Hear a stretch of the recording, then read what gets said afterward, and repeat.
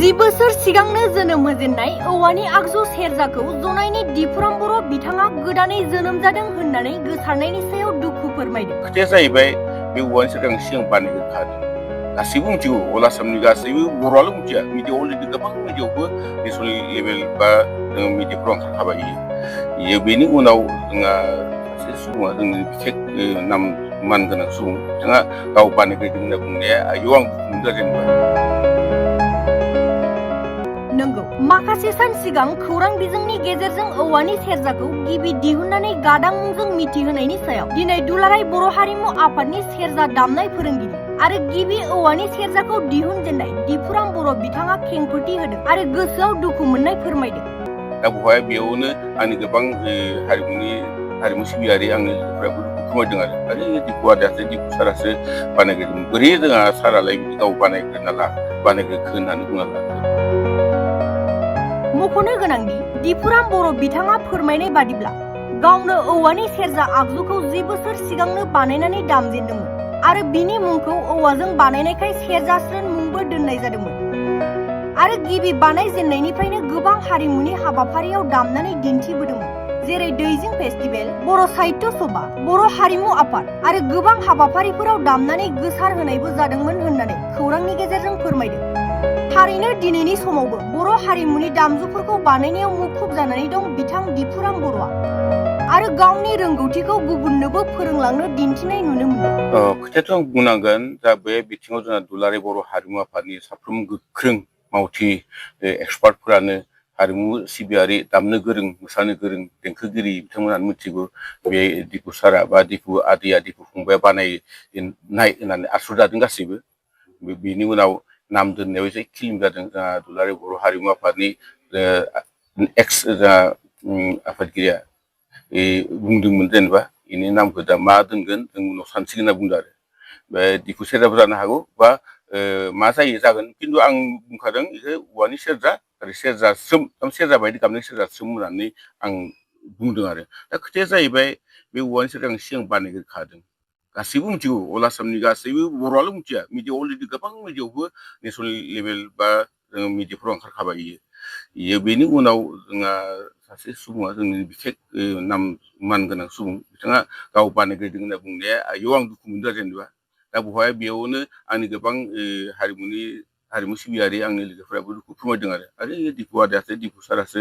बानायग्रोदोंमोन, बोरै जोंहा सारालाय बिदि गाव बानायग्रोखो होननानै बुंना लाखो, बिदि आरो आं बेखिनियाव एसे दुखु मोनदों आरो। जियानो जाथों, सारनि साननायजों आंनि साननाय बेलेग बेलेग जानो हागौ, एबा मा बेलेग काउन्टार होनोबो हागौ, महराबो बेलेगबो जानो हागौ, खिन्थु औवानि सेरजाखौ सिगां बानायग्रोनाया बा डिजाइन होग्रोनाया आं सिगांनो गासै बर' हारियानो सुबुंफ्रानो बुंगोन आरो। खोथाया जाहैबाय, आंबो नुदों बारु, नायदों, मानसिफोरा गोबां सरसाबो खालामदों। औवा सेरजा, बे औवानि जाहैबाय, औवानिफ्राय बानायनाय औवानि सेरजा, खिन्थु बेखौ डाइरेक्ट सेरजा बुंजाया, दंफांनि सेरजाखा, गोदोनिफ्राय बानायखानाय। दा औवानि दामजुखौ गोदो जोंनि आजै आजौफोरा जों जि नुदों, जों उन्दै समाव जों नुदों औवानि आगजु बानायबोदोंमोन, खिन्थु इउसफुल नङामोन, बाहायजानाय कन्डिसनाव गैयामोन। दा बेखौ नायनानैसो दा गोबां मानसिफोर बानायनो हागौ, खिन्थु बे सेरजाखौ आङो 10 बोसोरनि सिगाङावनो आं डिजाइन खालामनानै महर होदों। सेरजा बायदि गाबो नालाय, सेरजानि महरथ' गैया नालाय, औवानिफ्राय बानायनायखायसो सेरजास्रोम आं मुं दोनदोंमोन आरो। बेवहाय जोंना सेन्ट्रेल हारिमु आफादा, दुलाराय बर' हारिमु आफादनि माखासे गोरोंसाफोरा, बिथांमोनाबो दंमोन, जायफोर दा सोरजिदों बिथांबो दंमोन, बे आफादगिरिनि गासै इन्टालेक्सुवेल ग्रुपआनो दंमोन, एक्जिकिउट जादोंमोन बाथौफुरियाव, बाथौ मन्दिराव। बेवहाय आंखौ दामनो होदोंमोन। बेवहाय दा देबेन ब्रह्म सारा गावनो गंसे बायना लादोंमोन आरो। बे मा नाम दोनगोन उनाव साननायसिगोन होननानै जोंहा आफादगिरियाबो हारिमु आफादनि प्रेसिडेन्टआ बुंदोंमोन आरो। बेखौ आङो मेटार खालामाखै, गासै डिजाइन होनायसो, आंबो सोरजाय मिथिङाव थाखानाय बुस्थु, आं जास्ट महर होदोंसो आरो, खिन्थु आं सिगां महर होग्रोदों आरो। दा मा बुंबावनो, सार, जों सार होननानै गेदेमा सुबुं होनना जों मानियो, खिन्थु आंनि जानो प्रेक्टिकेल सार नङा, जास्ट खिन्थु सार होनना मानियो, आंनि गुरुबो नङा, आं गौरब गुरु होनना मानियो। आं बिथांनिफ्राय जेबो सोलोङाखै, आं जेबो आंनिफ्रायबो सोलोङाखै, खिन्थु आङो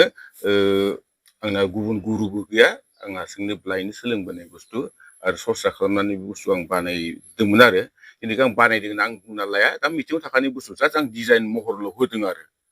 थारमाने आं गोदो नुबोदों जोंनि आजै आजौ जोंनि आदामोना जोंनि गामिनि सुबुंफोरा औवानि जथ्रा बानायनाय दिरुं बानायनानै हाख'नानै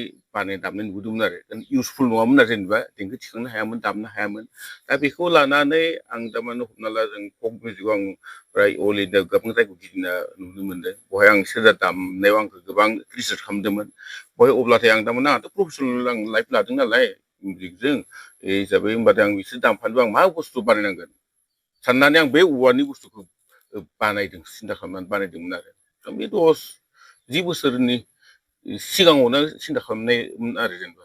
बबे बबे जायगायाव दामहैदों बेखौथ' आङो दा जों अल आसामावथ' बर'फोरनि गेजेराव दं बर' साहित्य सभा दैजिङाव दामदों बर' हारिमु आफादफोराव दामदों मोनसे वर्कशपफोरावनो बर'नि हारिमुनि वर्कशपफोरावनो आं लांफायोमोन गासै हारिमुनि साफ्रोम गोख्रों सुबुंफ्रानो बेखौ जे आं बानायग्रोदोंमोन होननानै गासिबो मिथिगौ बे रोखाखा आरो दा जोंहा साराबो जाहैदों बिना गाव बानायदों होननानै बुंदों बिथाङाबो आंनि सेरजों दामफेरनाय मानसि जाय बुजा हायेन बसुमतारी होननाय बिथां फंबायाबो आंनि बे सेरजाखौ दामफेरनाय मानसि आरो जियानो जाथों नोङो सनानिबो दानो हायो लहानिबो सेरजा बानायनो हायो खिन्थु सेरजाया सेरजाखा नङा होमबा आरो बिसोर गादान खुजाखौ जों बर' गोदो सेरजा गादान खुजा होनना बुंखायोमोन आं बेखायनो सेरजा नाम बुङाखै औवानि सेरजा बा सेरजा स्रोम होननासो आं मुं दोनखादों मेसेजथ' गोबां आंखौ फोरमायदों बेथ' जा दिपु भाइनिसो दिपु सारनिसो दिपु आदैनिसो दिपु आयंआसो बानायग्रोनाय जों नुदोंमोन बोरै जेनेबा जा सारा गाव बानायग्रोखो होननानै बुंखो बेखौ फोरमायदों आरो जेनेबा सारनि सिसु नालाय गासैबो खोथा बुंनो हायाखै बेल' आरो फाराग दं मानो फाराग गैया जानो सेरजानि महराथ' बर'नो गाद्रां खुज्रा होनखायोमोन गादां खुज्रा बा गाद्रां खुज्रा बिदि बुङोमोन दा बियो औवानि बानायदों पाइपनिबो बानायनो हागौ दा बेयाव सेरजानि गुबै महरा गैया दा सेरजानि देंखाल' फैयो बे फंफ्ला गोनांखा औवा दंफांखौ नोङो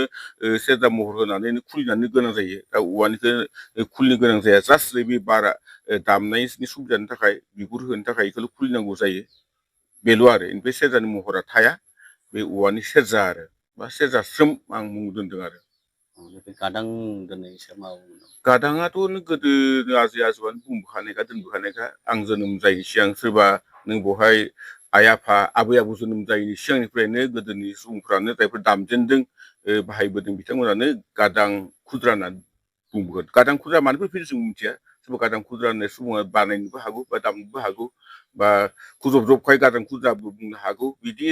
बेनि हिस्ट'रिखौ आं बुंनो हाया आरो